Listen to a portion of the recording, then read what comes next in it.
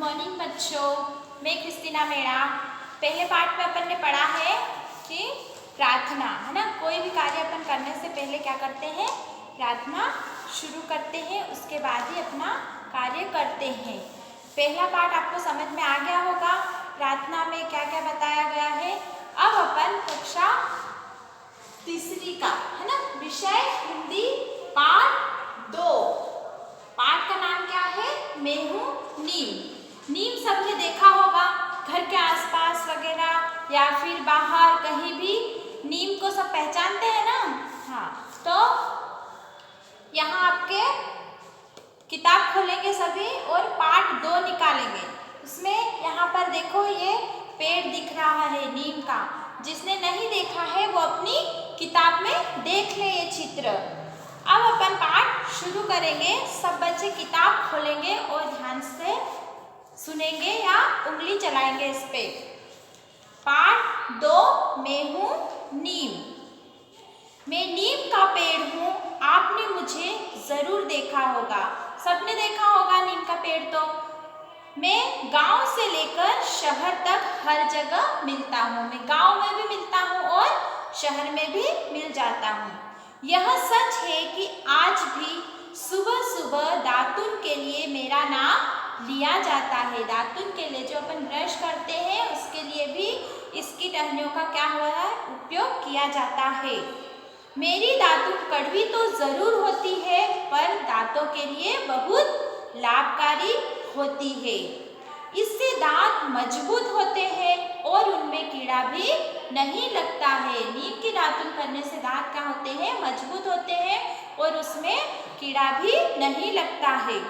मेरी पत्तियां इतनी घनी होती है कि सूर्य की किरणें धरती तक नहीं पहुंच पाती है। मेरी संघन शीतल छाया में बच्चे क्या करते हैं, खेलते हैं और पशु आराम करते मिल जाते हैं। कहीं भी आपने देखा होगा नीम के पेड़ के नीचे इतनी अच्छी छांव रहती है, वहाँ पर कुछ बच्चे खेलते भी हैं और कुछ पशु पक्षी भी वहाँ पर क्या करते हैं, बैठते हैं। बच्चे खेलते हैं और पशु आराम करते मिल जाते हैं। गांव में बड़े बूढ़ों की चौपाल मेरे ही नीचे जमती है। चौपाल यानी कि पंचायत जैसे कुछ भी होता है ना, इसी जगह पर इकट्ठे होकर सब लोग बैठ के बातचीत करते हैं।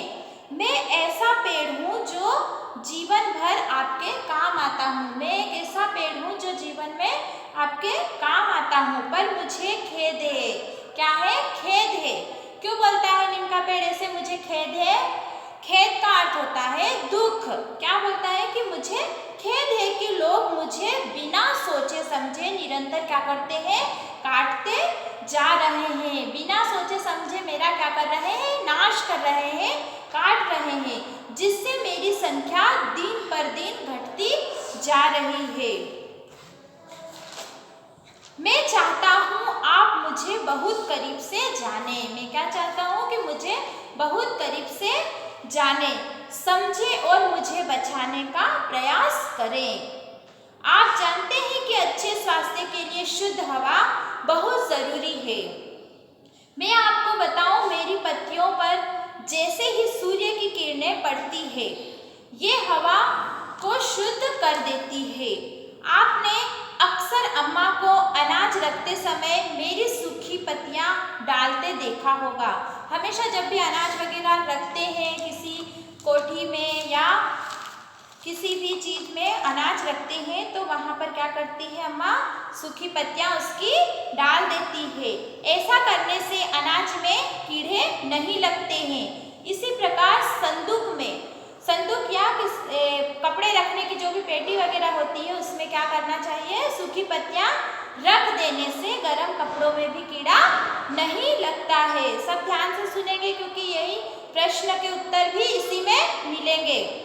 एक बात और बता दूं कि जब मच्छर आपको परेशान करने लगे तो आप मेरी सूखी पत्तियां जला दे। मच्छर तो मच्छर, हवा में उड़ने वाले छोटे मोटे अन्य जीव जंतु तक भाग जाते हैं। जब भी मच्छर ज़्यादा हो जाते हैं, आज भी कुछ लोग अपने घरों में क्या करते हैं, नीम की सूखी पत्तियां जलाते हैं, जिसके धुएं से मच्छर क्या होते हैं, भाग जाते हैं और छोटे मोटे कीड़े भी नहीं मंडराते हैं। मेरे पेड़ पर फूल और फल भी लगते हैं।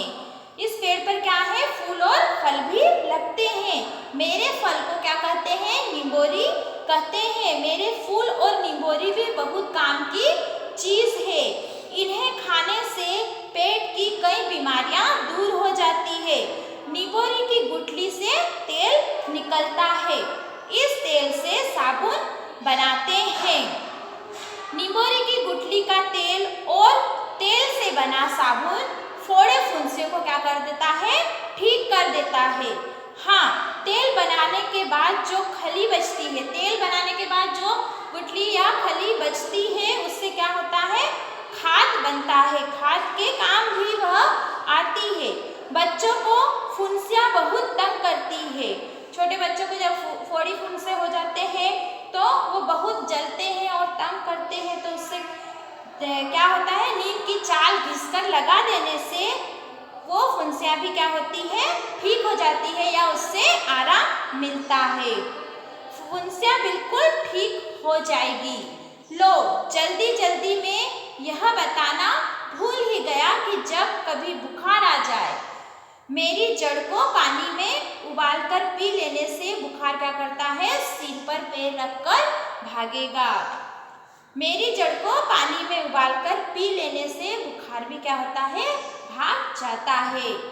देखा आपने, मेरे सभी अंग, जड़, तना, शाखा, पत्ती, फूल किसी न किसी काम में लाए जाते हैं।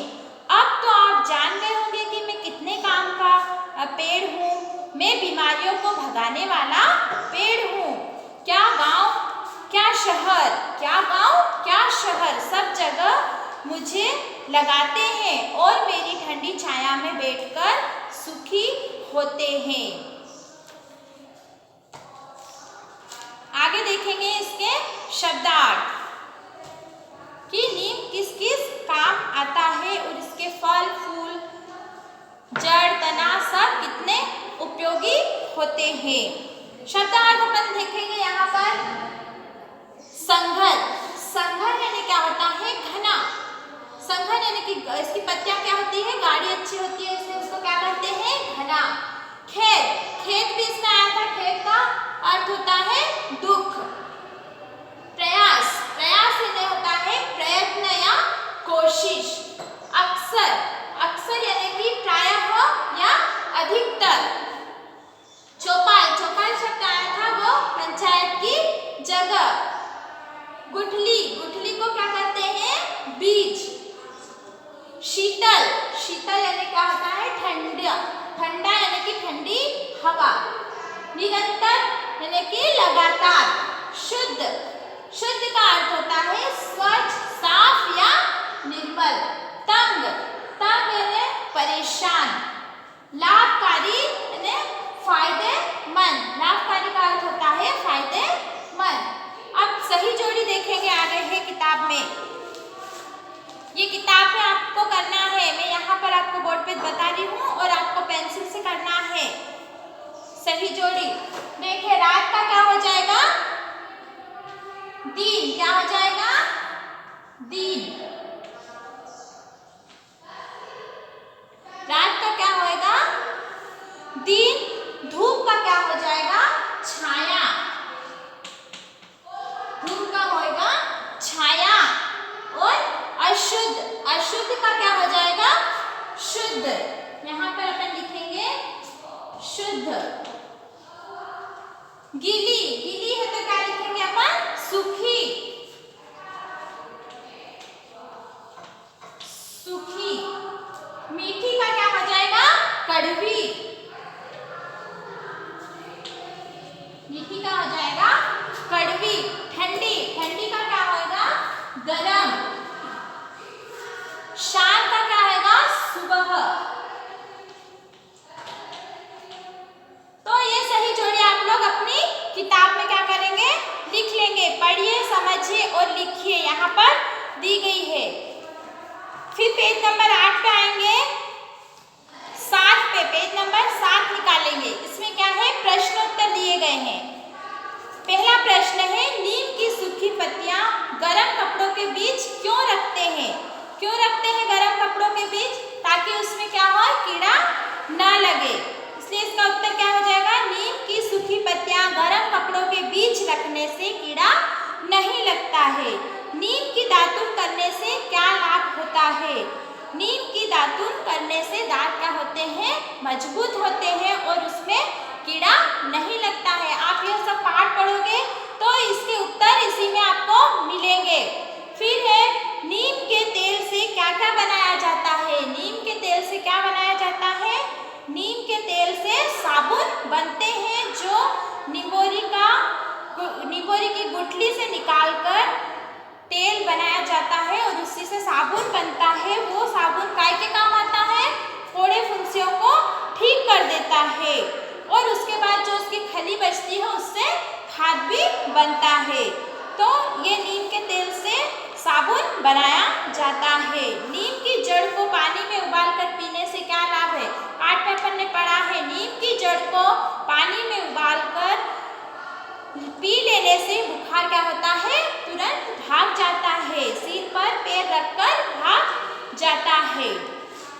नीम की सूखी पत्तियां क्यों जलाते हैं? ये भी अपन ने पढ़ा इसमें। नीम की सूखी पत्तियां जलाने से क्या होता है, मच्छर भाग जाते हैं और छोटे मोटे कीड़े भी भाग जाते हैं। इसलिए नीम की सूखी पत्तियों का इस्तेमाल अपन क्या करते हैं, धुएं के रूप में उसको जलाकर उसका धुआं फैलाने से सारे मच्छर दूर भाग जाते हैं। नीम को बीमारियां भगाने वाला पेड़ क्यों कहते हैं? क्यों कहते हैं? क्योंकि इसके सभी अंग, देखो अपन ने देखा कि इसके सभी अंग कुछ न कुछ लाभकारी होते हैं, इसलिए इसे क्या कहते हैं, बीमारियों को भगाने वाला पेड़। यहाँ पर बताया है लास्ट पैराग्राफ में, मेरे सभी अंग यानी कि अंग, जड़, तना, शाखा, पत्ती, फूल किसी न किसी काम में आते हैं, उपयोग में लिए जाते हैं, इसलिए मैं बीमारियों को भगाने वाला पेड़ कहा जाता हूँ। ये अपने सारे प्रश्नोत्तर हो गए हैं। आगे अपन देखेंगे, नीचे लिखे वाक्यों के सामने सही या गलत का निशान लगाइए। नीम के फल से साबुन बनता है, सही है? ये सही है, तो अपन यहाँ पर क्या करेंगे, सही का निशान लगाएंगे। नीम की सूखी पत्तियां जलाने से मच्छर क्या होते हैं, भाग जाते हैं, ये भी क्या है, सही है। सब यहाँ पर सही का निशान लगाएंगे।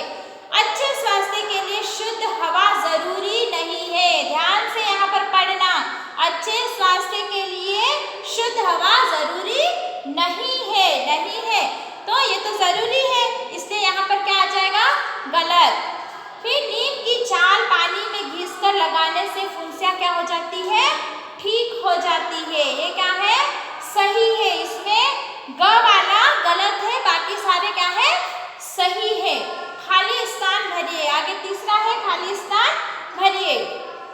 निबोरी की गुठली से डैश निकलता है, डैश यानी खाली स्थान है ना, क्या निकलता है, तेल निकलता है। अच्छे स्वास्थ्य के लिए शुद्ध हवा जरूरी है।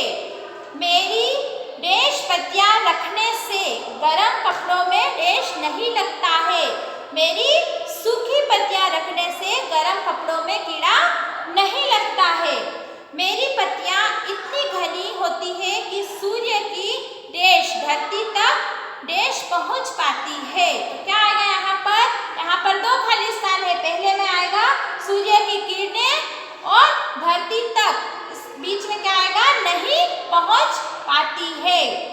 फिर आगे है ये जोड़ियां, इसमें सब पे अपने को क्या लगाना है, या चंद्र बिंदु भी ऊपर आएगा। इसमें नाली है तो क्या हो जाएगा, नालियां। बूटी है तो क्या होएगा, बूटियां। निबोरी है तो क्या हो जाएगा, निबोरियां। गुठली है तो गुठलियां। सब में क्या लग जाएगा, या लगेगा। और लास्ट में देखें यहाँ पर शुद्ध वर्तनी है ना, यहाँ पर उल्टे सीधे शब्द लिखे हैं, कुछ में चंद्र बिंदु नहीं लगाया, कुछ में बिंदी नहीं लगाई, तो आपको क्या करना है, इसको सही रूप में यहाँ पर लिखना है। सब पेंसिल से लिखेंगे और ये पाठ पूरा पढ़ेंगे। और ये चित्र है, यहाँ पर जो चित्र दिखाए गए हैं, इन चित्रों में से आप लोग चिड़िया, जो चिड़िया है, पक्षी है, उनके नाम लिखोगे और दूसरे में वस्तुओं के और तीसरे में स्थान के नाम लिखोगे। और यहाँ पर आप लोग कोई से भी 3 पेड़ों को ले लेंगे जिससे अपने को क्या होता है, लाभ मिलता है। उन पेड़ों के चित्र हो सके तो आप बनाओ या फिर उसके बारे में आपको 4-5 लाइनों में लिखना है। जैसे एक तो है नीम का पेड़, फिर आप ले सकते हो आम का पेड़ या अमरूद का पेड़। आपकी इच्छा से कोई सा भी पेड़ ले लोगे और उसका चित्र बनाओगे, या चित्र नहीं आता है तो उसके बारे में उसका नाम लिखोगे और उसके बारे में 4-5 लाइनें लिखोगे। ठीक है बच्चों, ये आपका होमवर्क है। आपको प्रश्न उत्तर, सही जोड़ियां, खाली स्थान आपको क्या करना है, पूरा पढ़ना है और अपनी कॉपी में लिखना है और याद करना है। आपके 2 चैप्टर पूरे हो चुके हैं। धन्यवाद।